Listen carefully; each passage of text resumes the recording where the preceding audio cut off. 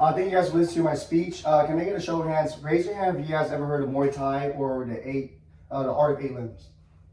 Two people? Perfect. So for those who don't know, basically Muay Thai is an art that was formed in Thailand for self-defense and even made for war, okay? And the art of 8 limbs basic means your hands for boxing, your elbows for elbowing, your knees and your legs for kicking, okay? So that's the 8 limbs that you guys will be using. Today I'm going to be exposing you guys to one of the most versatile fighters.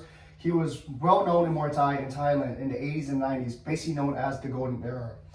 He was really versatile because he was really good with his footwork. His distance management is really good, and he was just really good overall using his ring IQ. He could read his opponent and basically take advantage of them, and that's what made you a really good fighter.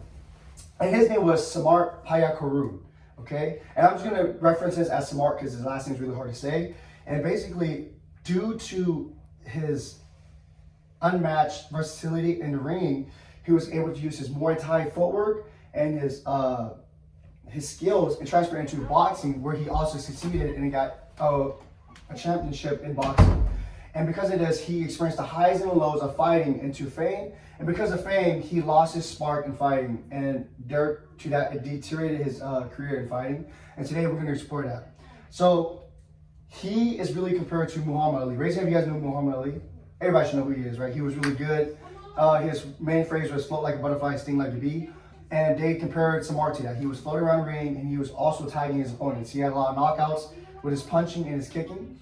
And basically, because of fame, he lost that. And so today we're going to go over what made him such a technical fighter and how he leaped from Muay Thai from his prime into boxing and also succeeded. But also, we're going to delve into his legacy and his fame and how it dealt with his career. Okay, so basically, Samart is the GOAT. The GOAT is the greatest of all time. They consider he was the greatest of all time because his skills were just unmatched, right? When he was fighting people, you could just tell he was just really good. His ring IQ, he was reading them all. And his career, he started when he was 10. And I don't really want to mention the gym he started at because they were transferred from gym to gym to gym depending on the ages of who they were fighting.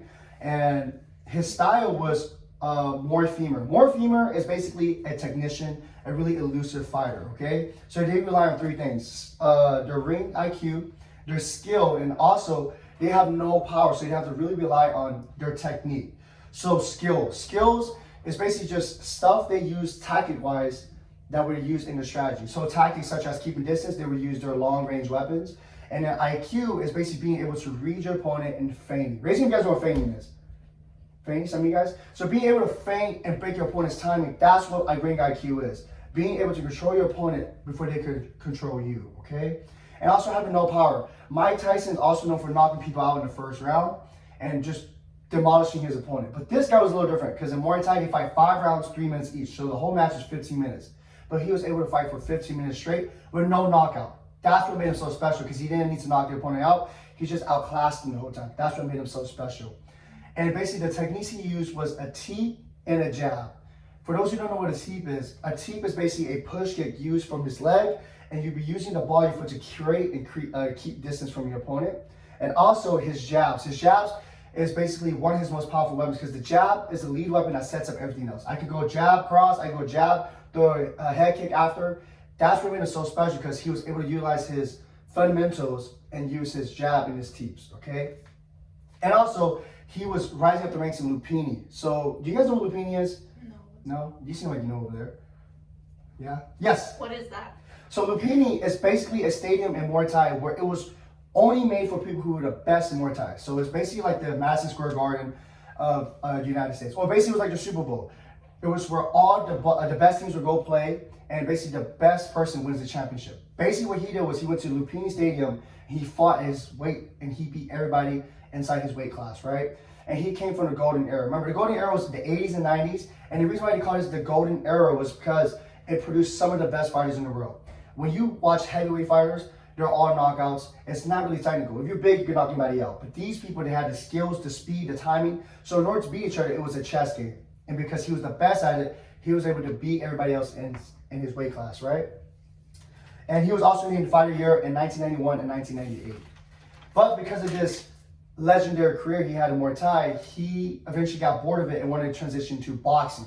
And his boxing career was really good. I mean, he was doing all right. He wasn't one of the best boxers in the world, but he got an opportunity to switch from Muay Thai, where he was dominating Thailand, to going into boxing, where he challenged one of the champions in 1986, where he became the world super bantamweight champion. And people always wonder, why did he switch over at his prime? It's kind of like Michael Jordan, when he was playing basketball and he won all these rings and he transferred into baseball. They don't really know why, but he just did it because he was just technically really bored. You know, if you're really good at something, you want to try something else. That's basically what he did, and he succeeded. He became a champion in both Muay Thai and also in boxing. So these were his credentials. But because of this, people saw he was really good looking, he was good at fighting, and so people wanted to really promote him more. So his managers decided they wanted him to become a global icon.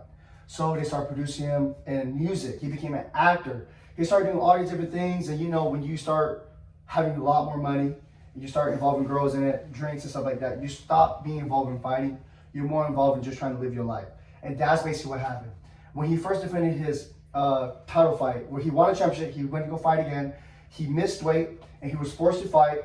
And because of this, he lost. He got knocked out in the 5th round by a guy named, who did he lose to? Jeff Finch. So he lost his championship in 1987. So he only had a champion for one match. And he lost because he got distracted by all the girls, the fame, and the money. And because of this, he just slowly deteriorated. He'll tell you straight up too when you watch his interviews that he didn't have the heart in it anymore. And basically what I want to say is basically he became a legend because his skills. And now he's still a legend to this day. Foreigners from all over the world go to Thailand just to train Muay Thai, and they go to his exact gym to learn his style. Foreigners and even Thais still look up to him to this day. And you guys look at Mike Tyson and Conor McGregor too. You know, they're prime examples of losing the fame. Conor McGregor, you guys see him. He was one of the best fighters in the world. He got money, and look at him now. He's like, you know, a cokehead doing interviews, right? But he's still successful in his own right because he has a lot of money. And just to review everything we learned today, you guys know that Samart is one of the most technical fighters in the world. He came from the Golden Arrows. He was a Lupini champion and also a boxing champion. He went into boxing, became one of the best boxers in that weight, but because due to fame, he lost his championship. But it's just because he let the money get to him, right? But he's still training to this day. People still visit his gym. He's technically one of the best trainers in the world. And just to recap everything too, he's a GOAT in Muay Thai. And don't let fame get into your career, because you let fame get to you, the money, you will eventually lose your skills and you would just basically deteriorate yourself. And yeah, you guys have any questions? How old is he? So right now, I believe he's in his late 60s. Oh. Yeah. He still trains? Still trains. Oh. Yeah, still trains, but he's not competitively fighting though. Oh. Yeah. But basically to recap, basically one more time, raise your hand if you know about Muay Thai. Basically everybody, raise your hand, you know about Samart. Perfect. So that's what I want to tell you guys about the story of Samart.